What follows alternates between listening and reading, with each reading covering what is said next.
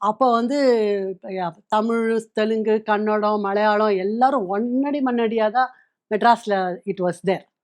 So நம்ம தமிழுக்கு மட்டும் பிரிக்கிறோன்னோனே நெறைய பேருக்கு அது வந்து நடிகர்கள் எல்லாமும் இங்கேயும் நடிச்சுட்டு இருப்பாங்க, அங்கேயும் நடிச்சுட்டு இருப்பாங்க, மலையாளத்தையும் நடிப்பாங்க. இப்போ கமலஹாசன் எடுத்துட்டீங்கன்னா, அவர் மலையாளத்தையும் நடிப்பாரு, இங்கேயும் நடிப்பாரு. அந்த மாதிரிலாம் இருந்தது. இப்போ ரஜினிகாந்த் எடுத்துட்டீங்கன்னா, ரஜினிகாந்த் அப்போ வந்தாரு. ரஜினிகாந்த் நடிக்க ஆரம்பிச்சுட்டாரு. கரெக்ட்.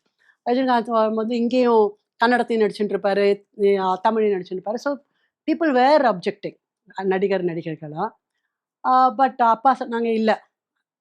அப்பாக்கு அந்த ஐடியா இருந்தது. ஐயோ!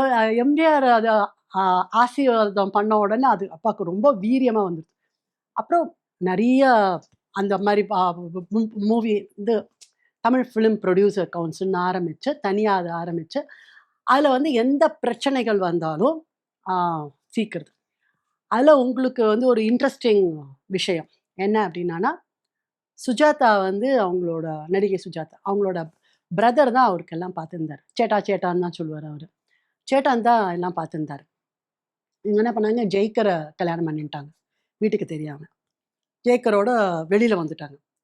ஸோ அவங்களோட கால் ஷீட்டு, யார் யாருக்கு என்னென்ன பணம் குடுக்கணும், அதுக்கப்புறம் எல்லாம் வந்து சேட்டன்கிட்ட தான் இருந்தது. சேட்டன் என்ன பண்ணாரு, குடுக்க மாட்டேன்ட்டார்.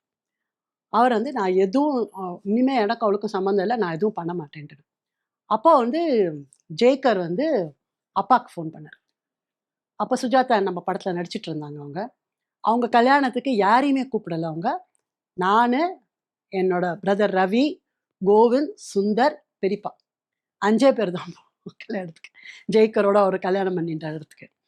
பிகாஸ் அந்தமான் காதலில அவங்க 3 பேரோடயும் ரொம்ப க்ளோஸ் ஆயிட்டாங்க.